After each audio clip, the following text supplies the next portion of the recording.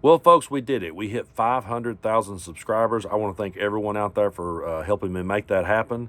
I truly appreciate each and every one of you. It's just really hard for me to wrap my mind around it because I'm sitting in a town with a population of 9,000 people. And so the idea that a 500,000 people would tune in and hit the subscribe button on what I say, it's pretty mind-boggling to me. But we did it, and we've already crossed over 502,000. So, I mean, the ball's rolling, and I truly appreciate you guys so much. Thanks to everyone out there who's joined up for memberships. Also, thanks to everyone who's joined me over on Patreon. I truly appreciate your support. And a special shout out to the Midas Touch Network for all their support and help. It's been great, and we'll just keep putting the work in, moving forward, and we'll see where we land in 2025. When we started out this year in January of 2024, we were only at 38,000 subscribers. So that's a hell of a lot of growth, and I really appreciate you all for making that happen. It truly means the world to me. And we're just going to keep putting the work in. But one thing about doing this kind of work is a lot of times I'll be meaning to talk about something, and there's so much stuff happening that I'll get sidetracked. Something will just fly out of nowhere, or something so much bigger will happen that you go, oh, we have to talk about that. And so a lot of times a couple of days will pass, and I'll go, dang, I meant to talk about this. This was a subject I meant to dive into, and I got sidetracked with all the madness that's happening out there. So I want to give a shout out to my buddy Steve out in California for bringing this one back to my attention, because we're seeing a lot of people on the left, not necessarily a lot, but we're seeing some people on the left who have took this approach of, well, America wants a populist. So I guess we better come up with a populist now. Maybe we need to get The Rock to run for president or something like that. And America just wants a guy they can have a beer with. That's what America wants. So let's just go over here and have a beer with these people. And I just call bullshit on that. Okay? This election did not change Donald Trump at all. If anything, it just empowered him for the worse.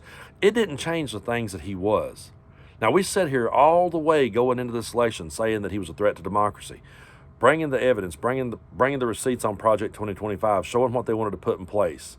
We sit here day in and day out talking about that, and now we're just going to switch and go, oh, yeah, time to be Maga Light now. Time to go have a beer with these guys and just sit around and normalize it. No, that's not what we're here to do. I am not going to ever go out and sit down with a white supremacist and entertain them. I'm not going to go sit down with some kid who wants to sniff the seat once I stand up, okay? There's nothing normal about that. We're not going to normalize that. We're going to continue to call out the bullshit as it happens, and there's a whole lot headed our way. They ain't even got through the door yet, and they're coming completely unglued and completely off the rails. We all knew this was going to happen.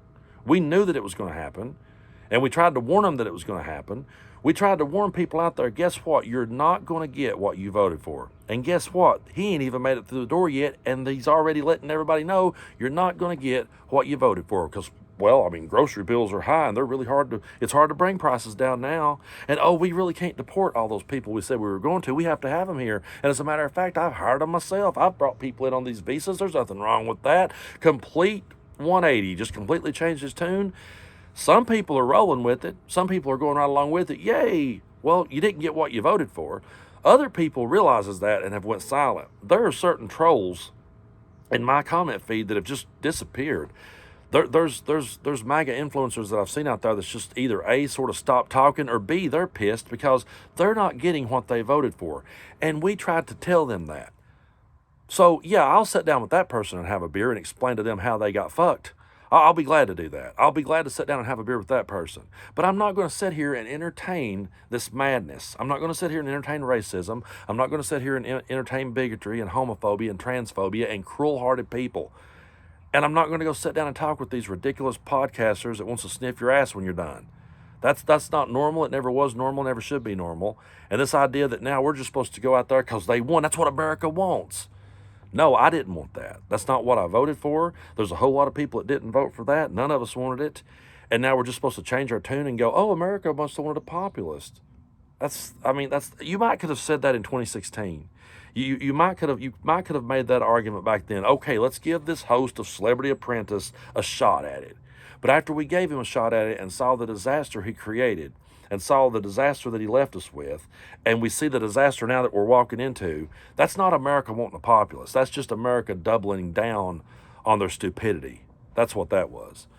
And so, the idea that, oh, now I guess we need to go out there and sit down and talk with them. No, what we need to do is sit down and talk amongst ourselves and talk with reasonable people.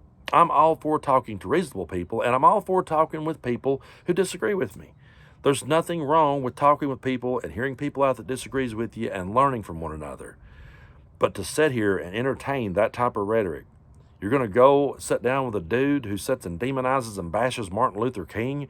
You're going to sit and go, sit down with somebody who thumps his fist and talks about what a white supremacist is. You're going to go sit down and talk to some kid that sniffs people's butts. That's no, just because they won an election doesn't mean suddenly we bow to that stupidity and we become like them. We have to set an example as to who we are and what we stand for. And the one thing, if you turn around then and say, oh yeah, all that stuff I said leading up to the election, well, I guess now I'm just going to change and America wants a populist. Let's bring out The Rock.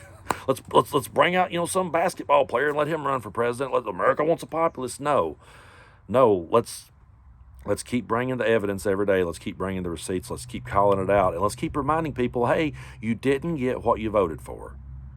And you're not going to get what you voted for. We have to keep reminding those people of that. And instead of sitting down and trying to suddenly be Maga Light alongside of them and act like that, oh yeah, we're all fed up with everything too.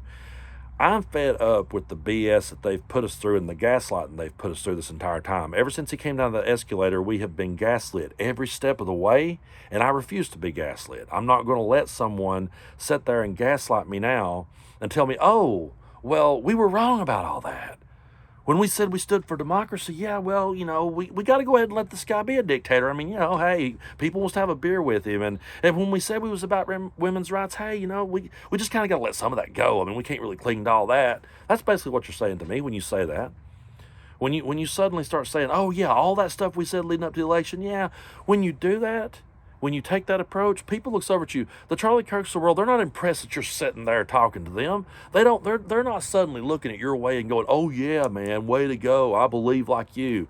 No, they're going, what a schmuck this guy is. We duped him.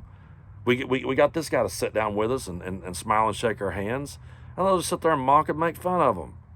And what does that do? It just makes everybody look weak in their stance. You won't see me sitting down talking to these little morons. I'm not even going to waste my time because I'm not going to validate them. I'm not going to give them any credibility. I don't think they have any credibility. I don't think they deserve to have any credibility. You got a kid that literally got famous sniffing butts. I'm not going to sit there and oh yeah, let's entertain this guy. Let's have a beer with him. That's what America wants. Bullshit. You have to call bullshit too on a lot of stuff and realize you can't sit there and take your stand that strong every step of the way and then completely abandon who you are just because you lost an election. That's not how it works.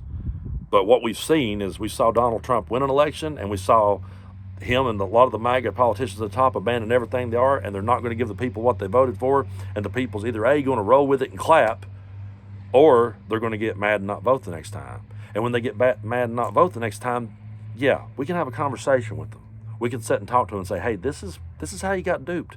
This is how you got played. This is how it happened. And if they have a difference of opinion, if they want to bring a disagreement that's valid to the table, we'll hear it out. We'll talk to them. We'll reason with them.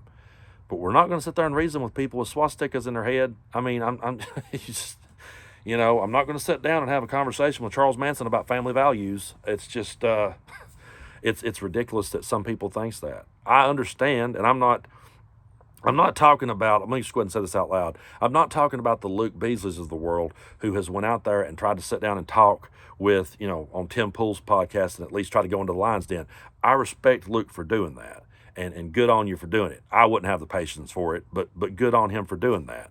I'm talking about the ones that wants to go out and sit down with these extremists and go out and sit down with these people who are just flat out morally bad, and then act like that our side screwed up so bad that that's why we lost. No.